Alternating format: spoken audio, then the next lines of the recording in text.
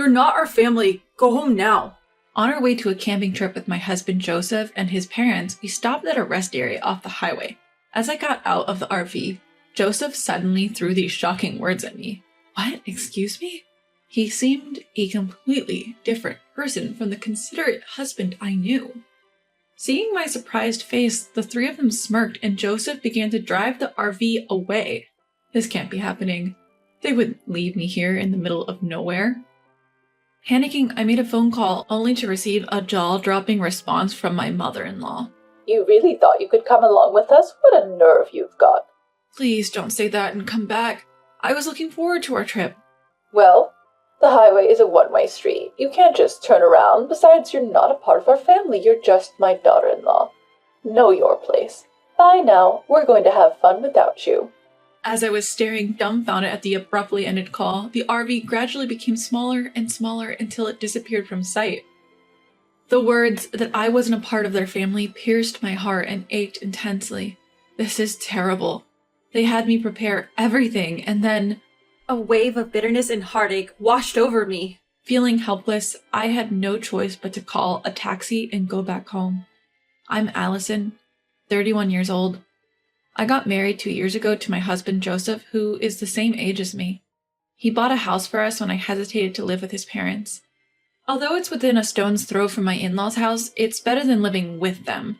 However, they are free-spirited people who would suddenly ask me to do a huge amount of shopping or even have me clean their kitchen, dirty with dishes and greasy from cooking oil. I cannot deny that it feels like harassment sometimes, but Joseph always tells me, "I'm sorry for the trouble my parents are causing you." So I keep telling myself it's time to endure. His parents are both very concerned about appearances.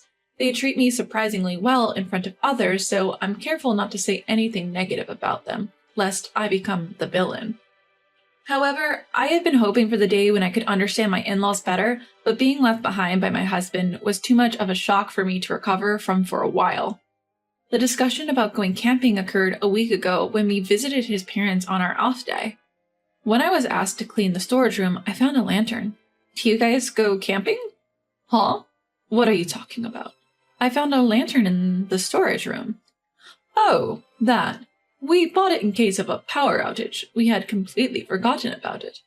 I see.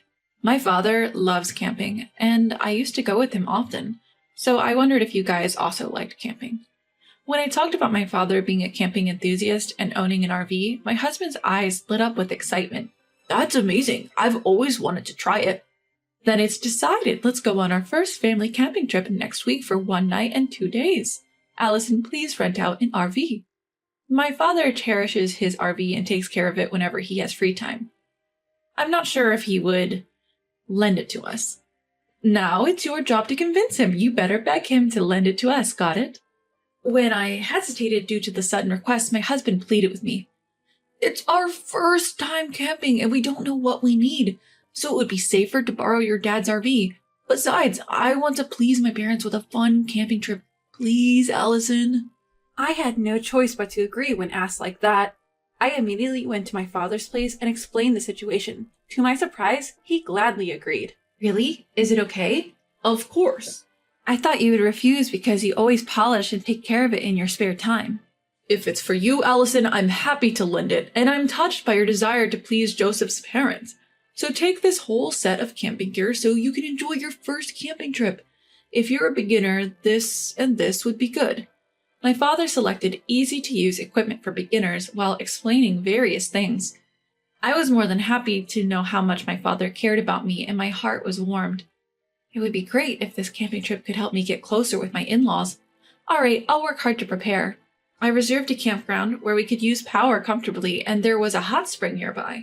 When I told my husband and in-laws, they were delighted. We're so lucky to have you, Allison. I'm so excited. I can't wait. I'm glad you're happy. On the day of the trip, I got into the RV, driven by my husband, full of excitement. We got on the highway and headed for the campground. My heart was pounding with anticipation. After driving for a while, my mother-in-law started being demanding again. Joseph, I'm thirsty. Can we stop at the interchange on our way? Mom, I brought some drinks. You can pick any one from here. None of them really appeal to me. As my daughter-in-law, you should know my tastes. I'm sorry. As soon as I got out of the car at the interchange to buy my mother-in-law a Dr. Pepper as she had requested, my husband spoke shocking words to me in a cold tone, unlike his usual self. Allison, you're not a part of our family, so go home now.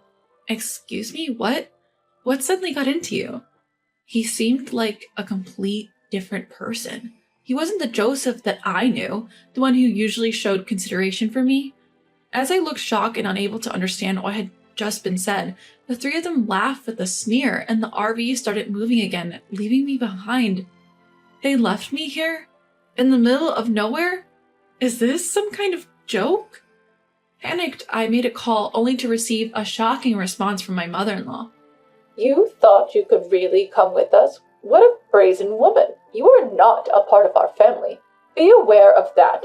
Bye! We'll enjoy a good family time without you. I stood still, dumbfounded, staring at the abruptly disconnected call. How dare they? They had me prepare everything, and then they left me out? What was Joseph thinking?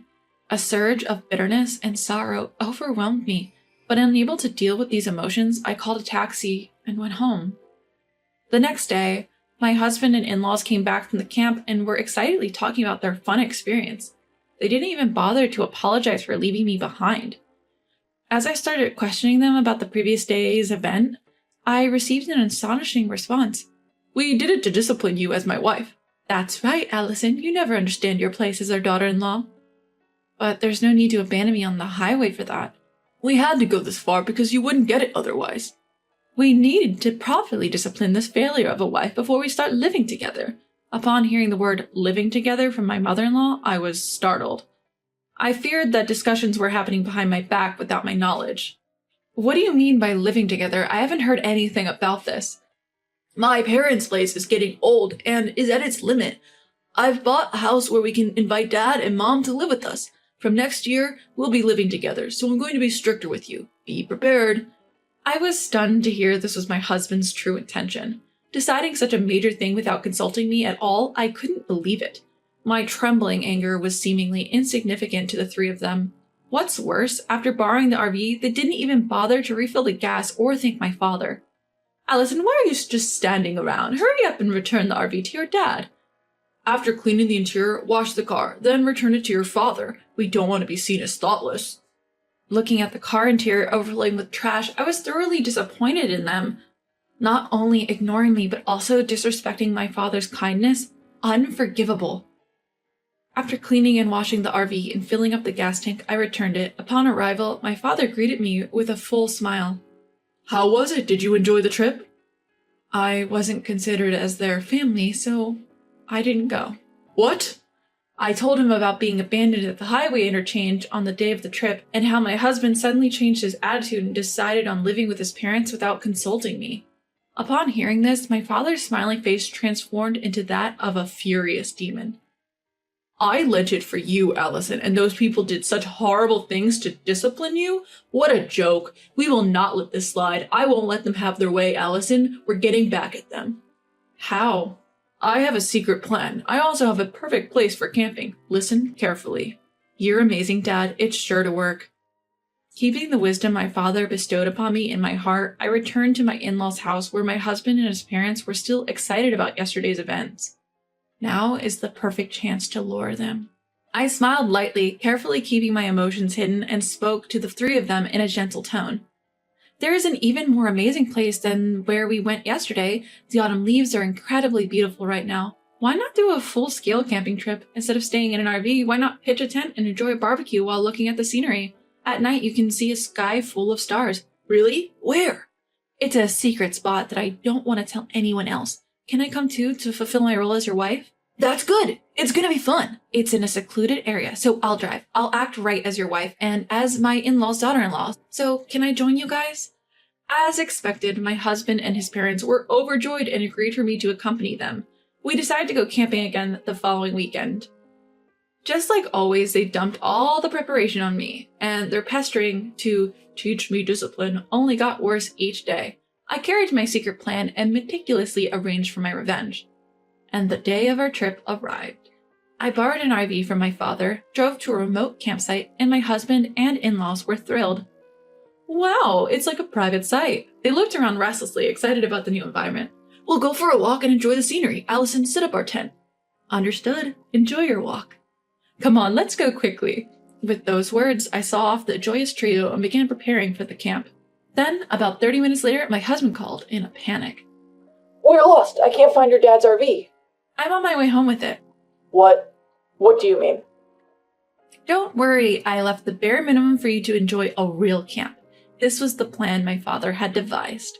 He suggested that they should experience some wild camping, where they would have to get everything themselves, like living on a deserted island, rather than a convenient camping site with electricity and a hotel resort nearby.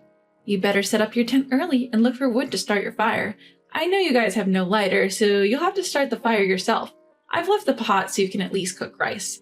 You left us behind? You were the ones who said that I, as a wife, wasn't part of the family and shouldn't go camping with you guys, so I took you up to the campsite and tearfully went home. That's what you wanted to do, right? Having been hit with my logic, my husband was momentarily silenced. Enjoy camping with just your family. I was about to hang up when my husband, enraged, began yelling at me. Don't be ridiculous. If you don't come back now, I'll get a divorce from you. All right, let's get divorced. You'll regret saying that. Being abandoned on the highway, finding my father's cherished RV filled with trash, I've had enough of living with your parents who does nothing but disrespect me. And you're the ones who will regret it. Go to hell, you stupid woman. Utterly disgusted by my husband, who abruptly hung up, I started driving. I was actually nearby, but I lost all will to go pick them up. After a while, I received another call from my husband. His tone had completely changed, and I could hear his confusion and trembling voice over the phone. I can't set up the tent no matter what. It's starting to rain, and my parents are getting angry at me. It's getting cold, too. What should I do? It's cold. Regretting already? That was quick. Why don't you look up how to set up a tent on YouTube? Forget the tent. My father pulled it too hard and ripped it apart. Allison, you've had your fun. Now fix your attitude and come pick us up. I'm not coming. If you walk for about an hour, you'll reach a broad road. If you're not going to camp, then come down here with your stuff. What? Just because I'm asking you nicely doesn't mean you can get all high and mighty. Realizing this was my husband's true nature, my feelings for him had entirely cooled. All I could do was sigh. Screw this. I'm going to dump all this useless stuff. Just wait till we get home. Someone owns that place. It's a private property. If you dump anything here, you'll be sued for illegal dumping. You know, there's a sign there that clearly states no littering. I don't care. My husband, speaking with a strong tone, didn't seem to believe that I was serious about the divorce. I had to show him the reality. After our divorce, I'll be demanding compensation for the emotional distress from all the harassment you've done to me. What? Wait, the divorce is a joke, right? I'm serious. Our conversation from the time I was left behind on the highway is recorded on my dad's RV's dash cam, so you can't deny it. Not just that, I've also recorded the conversations when you were harassing me afterwards. Let's calm down. We don't have any savings because we've been paying our mortgage. If you leave, I won't have anyone to cook and clean for us, which will be a problem. You should think before you speak. I'm not your maid. If you don't agree to the divorce, I'll take it to court. It's going to become a big deal and everyone in the family will know. My husband, who's always conscious of others' judgment, got silent. I could hear his parents fussing around in the background, but it no longer mattered to me. After that, my husband attempted to say something with a preface of, You know, but then the call abruptly cut off. Soon after, I started receiving multiple calls from my in-laws, but I ignored them completely. After a while, the calls stopped ringing, so their phones must have died out of battery. My father's revenge plan was a huge success. On my way home, I picked up the divorce papers, filled them out, and left them on the table before returning to my sweet childhood home where my kind father lived. For some reason, my husband and in-laws took 3 hours to descend the mountain that would normally take only 1 hour. They should have used Google Maps instead of bothering me with calls. How foolish. My husband, who was desperate to have me stay with him, came to my parents' house, his anger apparent. Allison, get out here now. I'll teach you a lesson. If you have something to say, talk to my father. He's pretty upset, so it might not end well for you. My huge and intimidating father stood in front of my husband at the entrance. He went off at my husband and shut him down. Moreover, they left their tent and camping gear in the mountains and were sued for illegal dumping by the owner of the mountain. The person who filed the lawsuit was my father, who had inherited the land from my grandfather. There were a lot of trespassing and dumping incidents happening regularly on the land, so security cameras were installed and it was clear who was responsible for the mess. I wonder what kind of punishment will be handed down. After finalizing our divorce, I demanded and received $1 million each from my husband and in-laws for the emotional distress they caused me. Unable to pay off their mortgage, my husband's house was foreclosed and he now lives with his parents in their leaky house, living modestly as a family of 3. No use crying over spilled milk, as they say. I returned to the company I used to work at before getting married, and I'm regaining the lifestyle that suits me. Next month, I plan to go camping with my parents, and I'm sure that I will have a blast then.